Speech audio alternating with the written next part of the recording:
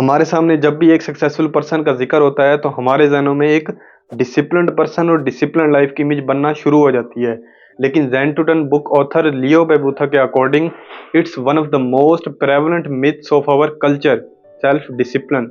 यानी self discipline हमारे culture का एक सबसे बड़ा मिथ है।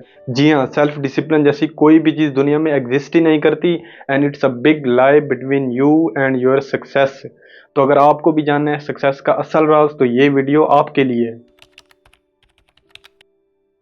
आपको सक्सेसफुल होने के लिए एक डिसिप्लिन पर्सन होने की ज़रूरत ही नहीं, बल्कि आपने जितना सोचा हुआ है उससे बहुत ही कम डिसिप्लिन चाहिए आपको सक्सेसफुल होने के लिए।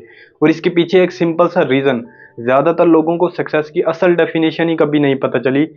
The one thing book authors के अकॉर्डिंग सक्सेस का ये हरगिज़ मतलब नहीं आप हर चीज़ ठीक ठीक करें, बल्कि सिर्फ किसी एक चीज़ को अच्छे से कर लेने से ही आप सक्सेसफुल हो जाओगे।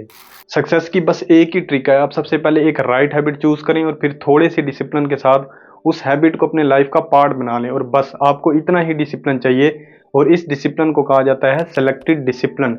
सेलेक्टेड डिसिप्लिन की अगर हमारे पास सबसे बड़ी कोई मिसाल है वो है all time greatest Olympian swimmer Michael Phelps की, जिन्होंने अपनी ज़िंदगी में दर्जनों रिकॉर्ड्स बनाए।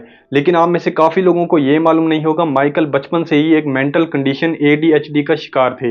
एक ऐसी कंडीशन जिसमें ना तो बच्चा फोकस कर पाता है और ना एक जगह आराम से बैठ पाता है। तो सवाल यहाँ पर यह बनता है आखिर माइकल ने ADHD से लेकर all time greatest Olympian swimmer होने तक का सफ़र कैसे तय किया। माइकल जब बचपन में ADHD के साथ डायग्नोस हुए तो उनकी किंडरगार्टन टीचर ने उनकी मदर से कहा, आपका बेटा ना तो एक जगह आराम से बैठ पाता है और ना फोकस कर पाता है, आपका बेटा कभी भी किसी चीज़ पर फोकस नहीं कर पाएगा। और बॉब बोमन जो कि माइकल की 11 साल की उम्र से उनकी कोचिंग कर रहे थे, उन्होंने भी यही रिपोर्ट किया। माइकल अपने ज़्यादातर वक्त अपने ख़राब बिहेवियर की वजह से स्विमिंग पूल के लाइफ गार्ड स्टैंड के साथ खड़े होकर गुजारते थे और ये खराब बिहेवियर माइकल की अडल्ट लाइफ में भी टाइम टू टाइम चलता रहा। लेकिन फिर भी माइकल ने अपनी लाइफ में कई रिकॉर्ड्स बनाए। 2004 में एथेंस में 6 गोल्ड मेडल और 2 ब्रॉन्ज मेडल जीते और उसके बाद 2008 बीजिंग ओलंपिक्स में रिकॉर्ड 8 गोल्ड मेडल जीतकर legendary American swimmer mark Spitz को भी पीछे छोड़ दिया। और रिटायरमेंट से पहले आखिरी बार लंदन ओलंपिक्स 2012 में माइकल की मजीद 2 विन्स ने उनके टोटल मेडल्स की तादाद को 23 कर दिया और जिसने इन्हें most decorated Olympian in any sport in history का स्टेटस अर्न करवा दिया।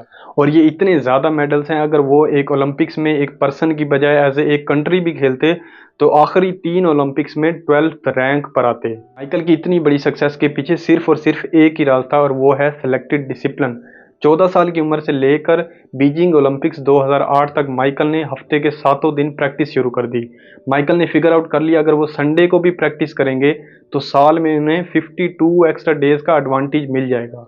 और फिर माइकल ने हर दिन 6 घंटे पानी में गुजारना शुरू कर दिए और अपनी तमाम तरह एनर्जी को चैनल करके उसे एक डिसिप्लिन में लगाकर उसे एक हैबिट बना दिया और वो थी स्विमिंग डेली।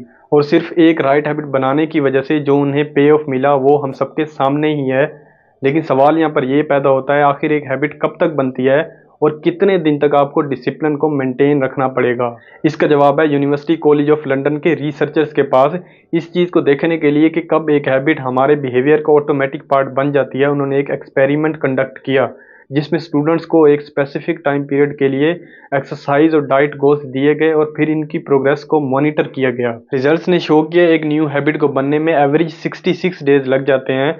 मुकम्मल रेंज है 18 डेज से लेकर 254 डेज तक और ये डिपेंड करता है बिहेवियर के डिफ़िकल्टी लेवल पर। लेकिन 66 डेज एक स्वीट स्पॉट बनता है, एक ऐसा पॉइंट जिसे क्रॉस करने के बाद एक न्यू हैबिट आपके लाइफ का ऑटोमेटिक पार्ट बन जाती है। अगर आप इस ग्राफ को गौर से देखोगे तो आपको मालूम होगा जैसे ही एक न्यू बिहेवियर इस स्वीट स्पॉट पॉइंट को क्रॉस करता है फिर उस हैबिट को मेंटेन रखने के लिए आपको बहुत ही कम डिसिप्लिन की ज़रूरत पड़ती है और यही सबसे ज़्यादा फ़ायदेमंद बात है हम सब के लिए। इसके अलावा ऑस्ट्रेलियन रिसर्चर्स मैगी नोटिन और कैन शिंग ने हैबिट्स बनने के इर्द गिर्द एक हालो इफेक्ट की कुछ एविडेंस भी पाए। कैन और मैगी ने नोटिस किया जितने भी स्टूडेंट्स ने सक्सेसफुली एक पॉजिटिव हैबिट को अपनी लाइफ का पार्ट बनाया उन्होंने रिपोर्ट किया less stress, better dietary habits, decrease alcohol consumption and fewer hours of watching TV. तो एक हैबिट पर सिलेक्टेड डिसिप्लिन के साथ टिके रहना ना सिर्फ आपकी उस एक हैबिट को कुछ टाइम में इजी कर देता है बल्कि आपके लाइफ के बाकी जितने भी एरियाज हैं उन पर भी पॉजिटिव इफेक्ट्स आना शुरू हो जाते हैं और इसे ही कहा जाता है हालो इफेक्ट। आखिर में अगर मैं पूरी वीडियो की समरी या क्रक्स बताना चाहूँ, वो बस एक ही है, don't be a disciplined person but be a person of powerful habits. जैसे कि legendary actor F M Alexander ने कहा था,